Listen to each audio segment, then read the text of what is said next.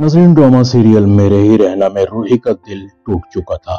उसे अपना वजूद बिखरता हुआ नजर आ रहा था। रूही बहुत अपसेट थी। वो अपने कमरे की हर चीज को तोड़ रही थी। सब बर्बाद हो गया। जिसको बेटी बनाकर पाला था वो ही मेरी दुश्मन बन गई। उसे बार बार बीना का बचपन याद आ रहा था, जो उसके हाथों में और गोद में पली बढ़ी थी। बीना को जब भी तकलीफ होती थी तो वो सारी रात सोती नहीं थी। रूही अपने सर को पकड़ लेती है। मेरे साथ ऐसा क्यों हो रहा है? बीना मुझे क्यों अपना दुश्मन समझती है?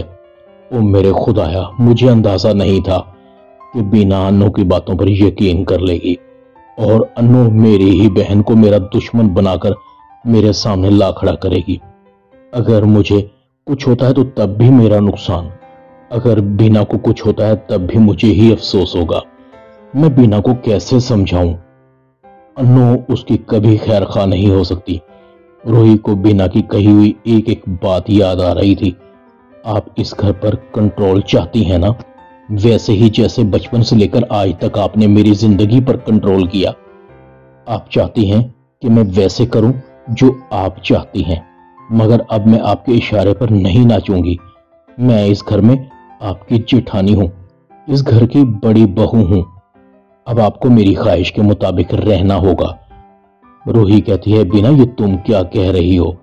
तुम मुझे अपना दुश्मन समझती हो, मगर मैंने तुम्हें कभी बहन नहीं समझा। तुम्हें मां बनकर पाला है। तुम्हारे मुंह से निकली हुई हर बात को पूरा करने की कोशिश की है। आज भी मैं चाहती हूं कि तुम खुश रहो, मगर अपने इर्द गिर्द भी देखो। पहचानो उनको जो मुझे और तुम्हें जुदा करने का सोच रहे हैं। बीना कहती, आपी आपकी मैं एक नहीं सुनूंगी। अब वक्त बदल गया, हालात बदल गए, रिश्ते बदल गए। भले आप मेरी बड़ी बहन हैं, मगर इस घर में मैं आपकी जेठानी हूं। जैसे मैं चाहूंगी आपको रहना होगा। रूही अपने आंसुओं को पूछती है, कुछ भी हो मुझे जीना होगा, अपने लिए खड़ा होना होगा। दूसरी तरफ बीना को भी ख्याल आ रहा था, आप ही ने मेरे साथ अच्छा नहीं किया। पहले मुझे कमरे से धक्के देकर निकाला, मुझे बताया कि मैं तुम्हारी देवरानी हूं। मैंने उन्हें कभी गलत न समझा था, मगर आप ही ने मेरे छोटे होने का खूब फायदा उठाया।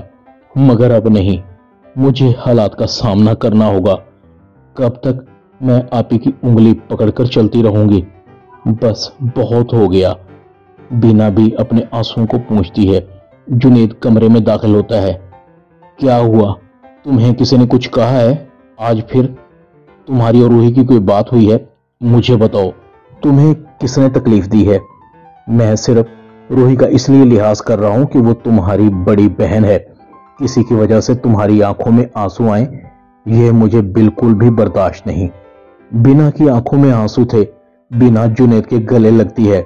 मुझे नहीं पता था कि मेरी इस घर में आने के बाद मेरी आप ही मेरी दुश्मन बन जाएंगी। आप सही कहते थे, मैं वाकई रूही आपी को नहीं पहचान सकी।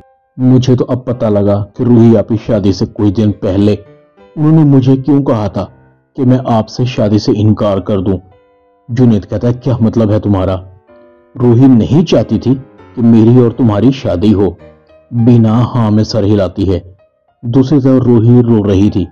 असद कहता है, तुम रो रही हो? रूही कहती है, रोना ही मेरा मुकद्दर है। जब उसका अपना शौहर घर की जिम्मेदारियों को ना समझे तो रोना ही उस बीवी का मुकद्दर है। असद कहता है, रूही इस घर में किस चीज की कमी है? हर चीज तो है। रूही कहती है, मगर मेरी नहीं है। मैं किसी चीज को अपनी मर्जी से नहीं ले सकती। मुझे दूसरों का मोहताज होना पड़ता है।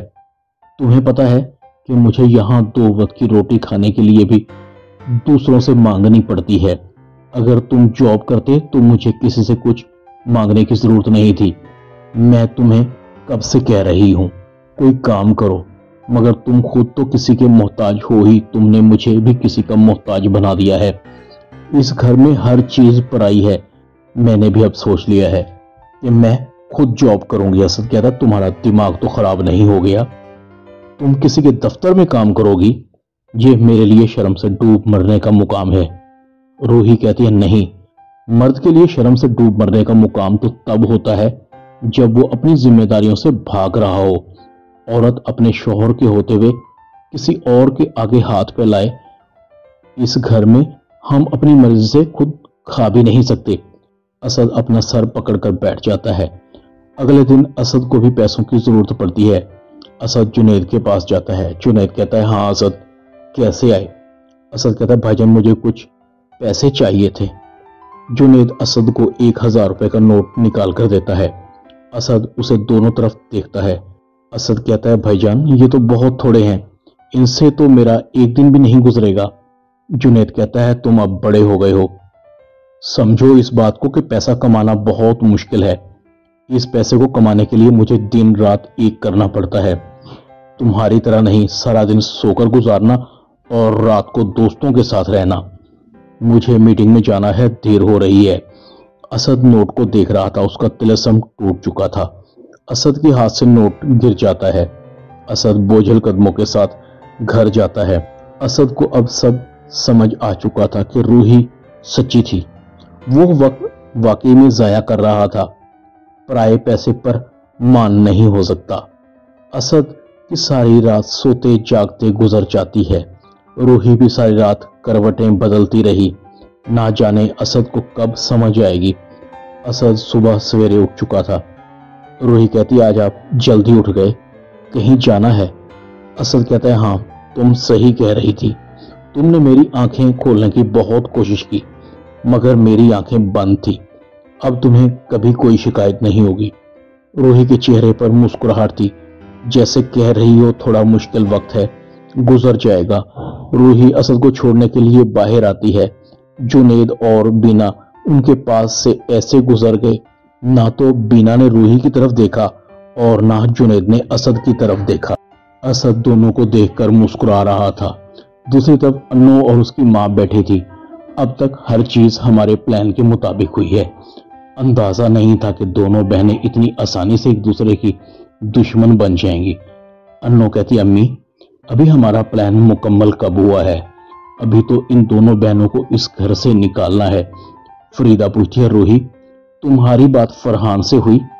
उसने बताया नहीं कि रुखसाना कब आ रही हैं?